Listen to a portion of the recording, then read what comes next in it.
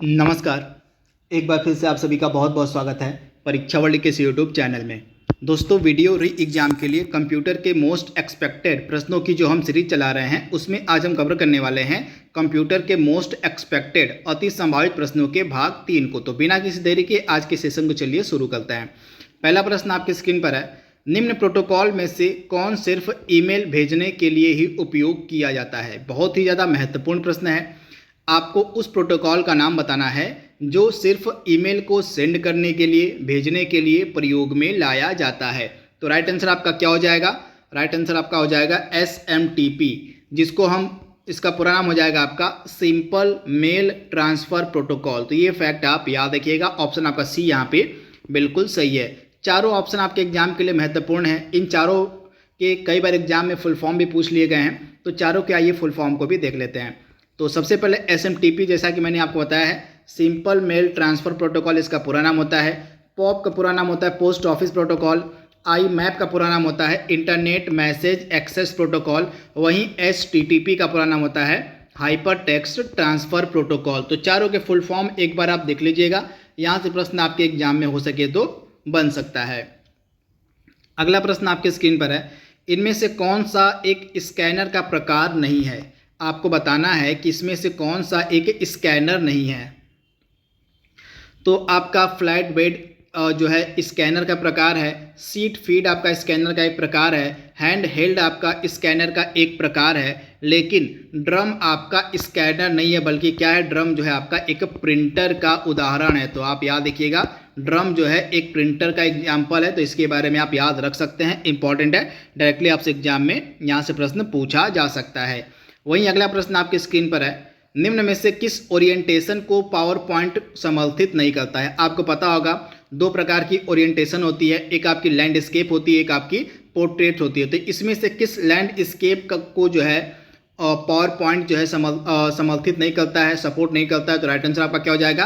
Canvas. तो इसके बारे में आपको याद रखिएगा, कैनवास लैंडस्केप को जो है पावर पॉइंट सपोर्ट नहीं करता है, समर्थित नहीं करता है। बाकी लैंडस्केप को सपोर्ट करता है और पोर्ट्रेट को सपोर्ट करता है। तो ये फैक्ट आप याद रखिएगा, इंपॉर्टेंट है। इसके बाद अगला प्रश्न आपके स्क्रीन पर है, निम्न में से कौन भारत की सबसे बड़ी सॉफ्टवेयर कंपनी है। तो भारत की सबसे बड़ी सॉफ्टवेयर कंपनी कौन सी है? TCS, Tata consultancy services. Option आपका यहाँ पे B 100% सही हो जाएगा। पांचवा प्रश्न आपके स्क्रीन पर है, X.XLX। आपको बताना है कि यह किसका एक एक्सटेंशन है। आपको साथ में डॉट आप याद रखिएगा, .XLXS, यह किसका एक एक्सटेंशन है। तो यह आपका किसका एक्सटेंशन हो जाएगा? बहुत ही ज़्यादा महत्वपूर्ण प्रश्न है। तो यहाँ पे जो राइट आंसर है आपका हो जाएगा, यह MS Excel का एक्सटेंशन है। किसका? तो यह जो है MS Excel का एक्सटेंशन है। यहाँ पे एक्स की जगह आपका यहाँ पे आगे पीछे हो गया आपका, इस प्रकार होता है MS Excel का एक्सटेंशन XLSX। यह जो आपका है किसका एक्सटेंशन है? तो यह जो है आपका MS Excel का एक्सटेंशन है। तो इसके बारे में आप याद रखिएगा, इंपॉर्टेंट है। डायरेक्टली आपसे एग्जाम में एक्सटेंशन पूछा जा सकता है। वहीं आपका MS वर्ड का एक्सटेंशन क्या होता है? तो MS वर्ड का जो है एक्सटेंशन वर्तमान में है .docx। तो ये फैक्ट भी आप याद रखिएगा। वहीं पावर पॉइंट का वर्तमान में एक्सटेंशन क्या है? तो नवीनतम पावर पॉइंट का एक्सटेंशन आपको मिलेगा .pptx। तो ये इंपॉर्टेंट एक्सटेंशन है जो आपसे एग्जाम में पूछे जा सकते हैं। वहीं MS एक्सेस का एक्सटेंशन नेम क्या है? तो .ACCDB। ये जो है आपका MS एक्सेस का एक्सटेंशन नेम है। तो चारों के वर्तमान में एक्सटेंशन नेम क्या है, मैं एक बार फिर से आपको रिपीट कर दे रहा हूँ। MS एक्सेस का हो जाएगा .ACCDB हो जाएगा। MS Excel का एक्सटेंशन नेम हो जाएगा .XLSX हो जाएगा। इसके बाद MS पावर पॉइंट का एक्सटेंशन नेम हो जाएगा .PPTX हो जाएगा। वहीं .docx जो है किसका एक्सटेंशन नेम है? तो यह जो है एक्सटेंशन नेम है MS वर्ड का। तो चारों को आप याद कर लीजिएगा। अगला प्रश्न आपके स्क्रीन पर है, LCD का पूरा नाम यहाँ पे पूछा गया कि LCD का फुल फॉर्म क्या होता है। तो इसको हम बोलते हैं लिक्विड क्रिस्टल डिस्प्ले। ऑप्शन आपका D यहाँ पे 100% सही हो जाएगा। सातवां प्रश्न आपके स्क्रीन पर है, कंप्यूटर वायरस क्या होता है। कंप्यूटर वायरस क्या होता है? तो आप याद रखिएगा, ऐसा कंप्यूटर प्रोग्राम जो स्वयं की प्रतिलिपियां बना सके उसको हम बोलते हैं कंप्यूटर वायरस। यानी कि ऑप्शन आपका ए वाला यहाँ पे 100% सही हो जाएगा, इंपॉर्टेंट है। इसके बाद अगला प्रश्न आपके स्क्रीन पर है, 10 लाख बाइट्स लगभग कितने के बराबर होती है? आपको बताना है कि 10 लाख जो बाइट्स होती है इसमें यह किसके इक्वल हो जाएगी? तो 10 लाख बाइट्स आपकी 1 मेगाबाइट के बराबर होती है। यानी कि ऑप्शन आपका यहाँ पे जो सी है बिल्कुल सही हो जाएगा। इसके बारे में आप याद रखिएगा, 10 लाख जो मेगाबाइट है यह 1 मेगाबाइट यानी कि 1 MB के बराबर होती है। तो ये फैक्ट आप याद रखिएगा, इंपॉर्टेंट है। ऑप्शन सी आपका बिल्कुल सही हो जाएगा। अगला प्रश्न आपके स्क्रीन पर है, पहली कंप्यूटर भाषा कौन सी विकसित की गई थी?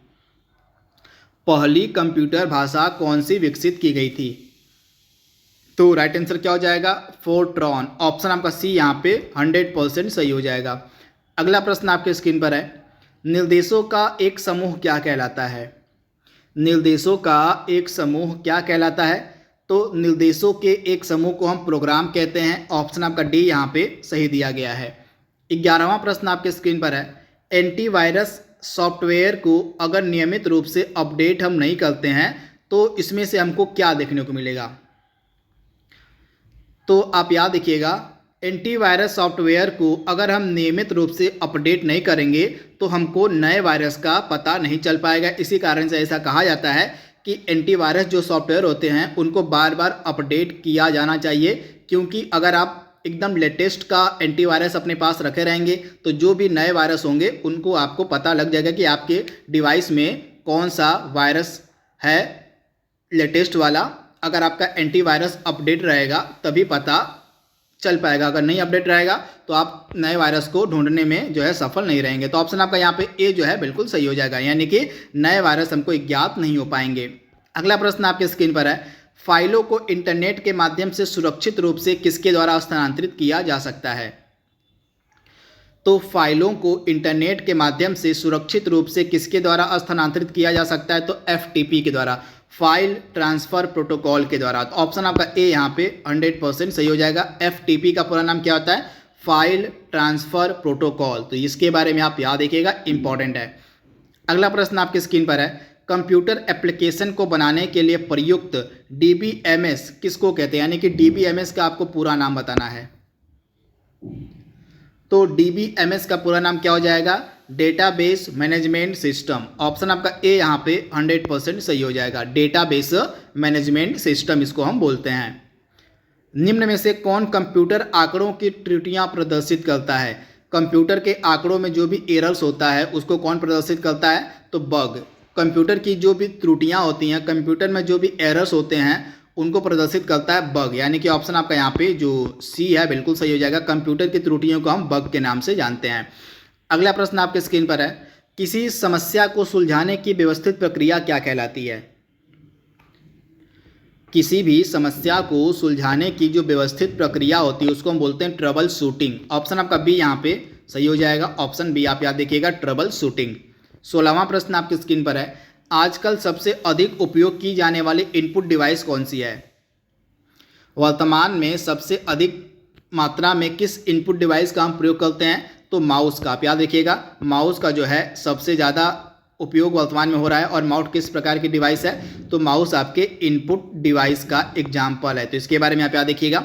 यहाँ पे सारे इनपुट और आउटपुट डिवाइस को एक ही जगह पर लिखा गया है जिसको आप याद कर सकते हैं। तो सबसे पहले बात अगर हम करें इनपुट डिवाइसों की, तो कीबोर्ड हो गया, आपका माउस हो गया, जॉयस्टिक हो गया, लाइट पेन हो गया, track ball, scanner, digitiser, microphone, MICR, biometric sensor, ये सभी आपके इनपुट डिवाइस हैं। इसके बाद आउटपुट डिवाइस हमारे कौन कौन से होते हैं? मॉनिटर हो गया, प्रिंटर हो गया, हेडफोन हो गया, कंप्यूटर स्पीकर हो गए, प्रोजेक्टर हो गया, GPS हो गया, साउंड कार्ड हो गया, ये सभी आपके आउटपुट डिवाइस के एग्जाम्पल है। तो इसका आप स्क्रीनशॉट ले लीजिएगा।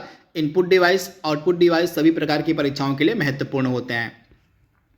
इसके बाद अगला प्रश्न आपकी स्क्रीन पर है, अस्थिर या वोलाटाइल मेमोरी का उदाहरण कौन सा है? तो अस्थिर मेमोरी हम किसको कहते हैं? तो रैम हमारा जो होता है, हमारा जो रैंडम एक्सेस मेमोरी जिसको हम बोलते हैं रैम, एक प्रकार की वोलेटाइल मेमोरी यानी कि अस्थिर मेमोरी का एग्जाम्पल है। तो इसके बारे में आप याद रखिएगा। वहीं जो रोम होता है हमारा रीड ओनली मेमोरी, हमारा किस प्रकार की मेमोरी का एग्जाम्पल है? तो परमानेंट मेमोरी का एग्जाम्पल आपका रोम होता है, और अस्थिर मेमोरी का एग्जाम्पल होता है यानी कि नॉन परमानेंट मेमोरी हमारी रैम होती है। तो ये फैक्ट आप याद रखिएगा। 18वां प्रश्न आपके स्क्रीन पर है, सुपर कंप्यूटर के लिए शब्द लंबाई का परास यानी कि रेंज कितनी होती है? तो जो सुपर कंप्यूटर होते हैं उनके शब्द लंबाई का परास होता है 64 बिट तक, यानी कि ऑप्शन आपका सी यहाँ पे बिल्कुल सही हो जाएगा, 64 बिट तक। इसके बारे में आप याद रखिएगा, ऑप्शन सी आपका बिल्कुल सही है। यहाँ पे डिटेल आपके सामने लिखी गई है। पर्सनल कंप्यूटर के लिए शब्द लंबाई की परास 32 बिट या 4 बाइट होती है, आप याद रखिएगा। वहीं सुपर कंप्यूटर के लिए शब्द लंबाई का परास जो है 64 बिट या 8 बाइट हो सकती है। तो ये फैक्ट आप याद रख सकते हैं। अगला प्रश्न आपके स्क्रीन पर है, निम्नलिखित में से उस यंत्र का आपको नाम बताना है जो कंप्यूटर को टेलीफोन लाइन से जोड़ता है। तो कंप्यूटर को टेलीफोन लाइन से जोड़ने वाले यंत्र को हम क्या बोलते हैं? मॉडेम। ऑप्शन आपका सी यहाँ पे, ऑप्शन आपका बी यहाँ पे बिल्कुल सही हो जाएगा, मॉडेम। इंपॉर्टेंट है, ऑप्शन आपका बी यहाँ पे 100% सही हो जाएगा, आप इसे याद रखिएगा। इसके बाद अगला प्रश्न आपके स्क्रीन पर है, कंप्यूटर सिस्टम के किस भाग को भौतिक रूप से स्पर्श किया जा सकता है? तो आप याद रखिएगा, हार्डवेयर जो होते हैं इनको हम स्पर्श कर सकते हैं यानी कि अपने हाथों से छू सकते हैं, यानी कि ऑप्शन आपका सी यहाँ पे बिल्कुल सही हो जाएगा। वहीं जो सॉफ्टवेयर होते हैं इनको हम हाथों से नहीं छू सकते हैं, तो इसके बारे में आप याद रख सकते हैं। 21वां प्रश्न आपके स्क्रीन पर है, निम्नलिखित में से किसके बिना सिस्टम यानी कि जो कंप्यूटर सिस्टम होता है वो संचालित नहीं हो सकता है? तो किसके बिना जो है कंप्यूटर सिस्टम संचालित नहीं हो सकता है? तो मदरबोर्ड के बिना, यानी कि ऑप्शन आपका यहाँ पे जो ए है बिल्कुल सही हो जाएगा, बिना मदरबोर्ड के जो है आप कंप्यूटर सिस्टम को चला नहीं सकते हैं। तो ऑप्शन आपका ए यहाँ पे जो दिया गया है 100% सही दिया गया है। 22वां प्रश्न आपके स्क्रीन पर है, लाइनेक्स पर आधारित ऑपरेटिंग सिस्टम इसमें से कौन सा है? यह जो लाइनेक्स है बहुत ही ज़्यादा महत्वपूर्ण है आपके एग्जाम के लिए। ऑपरेटिंग सिस्टम से आपके एग्जाम में प्रश्न पूछे जाएंगे। तो लाइनेक्स पर आधारित आपके ऑपरेटिंग सिस्टम कौन कौन से हैं आपको पता होना चाहिए। तो आप याद रखिएगा, डेबियन हो गया, उबंटू हो गया, फेडोरा हो गया, ये सभी आपके लाइनेक्स पर आधारित ऑपरेटिंग सिस्टम है। तो राइट आंसर आपका क्या हो जाएगा? ऑप्शन आपका जो यहाँ पे दिया गया है डी वाला बिल्कुल सही हो जाएगा। आप इसके बारे में आप याद रखिएगा, उपर्युक्त सभी आपका राइट आंसर हो जाएगा। तथा यह जो लाइनेक्स ऑपरेटिंग सिस्टम है इसको किसके द्वारा विकसित किया गया था? तो लिनस, आप याद कर लीजिएगा, लिनस टोरवाल्ड्स के द्वारा। किस वर्ष में विकसित किया गया था? तो इसे भी आप याद रखिएगा, लिनस टोरवाल्ड्स के द्वारा जो है 17 सितंबर 1991 को लाइनेक्स ऑपरेटिंग सिस्टम का विकास किया गया था, आप इसे याद रखिएगा। तथा यह जो लाइनेक्स ऑपरेटिंग सिस्टम है मल्टी यूजर और मल्टीटास्किंग ऑपरेटिंग सिस्टम है। तो ये फैक्ट भी आपसे एग्जाम में पूछा जा सकता है कि लाइनेक्स जो है किस प्रकार का ऑपरेटिंग सिस्टम है। तो multi user multitasking operating system है, इसको जो है विकसित किया गया था लिनस टोरवाल्ड्स के द्वारा 17 सितंबर 1991 को। अगला प्रश्न आपके स्क्रीन पर है, ऑपरेटिंग सिस्टम एक प्रकार है किसका? एप्लीकेशन सॉफ्टवेयर का, यूटिलिटी सॉफ्टवेयर का, सिस्टम सॉफ्टवेयर का या हार्डवेयर का? तो जो आपके ऑपरेटिंग सिस्टम होते हैं ये आपके सिस्टम सॉफ्टवेयर के प्रकार होते हैं, यानी कि ऑप्शन आपका यहाँ पे सी जो है बिल्कुल सही हो जाएगा, सिस्टम सॉफ्टवेयर का। अगला प्रश्न है, फाइल खोलने के लिए शॉर्टकट की आपकी क्या होती है? अगर किसी भी फाइल को आपको ओपन करना है, खोलना है, तो उसके लिए जो शॉर्टकट की है वो क्या होगी? Ctrl+O, यानी कि ऑप्शन आपका डी यहाँ पे बिल्कुल सही हो जाएगा। आज के सेशन का लास्ट प्रश्न आपके स्क्रीन पर है, पावर पॉइंट हेल्प खोलने के लिए कौन सा शॉर्टकट की है?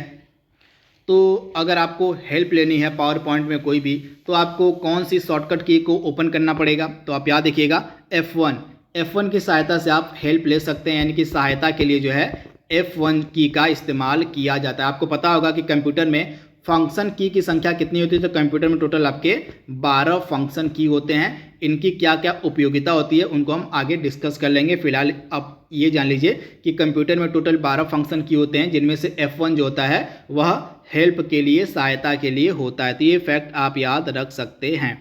तो इस तरह से आज का जो कंप्यूटर का सेशन था उसमें हमने 25 सबसे बेहतरीन प्रश्नों को कवर कर लिया है।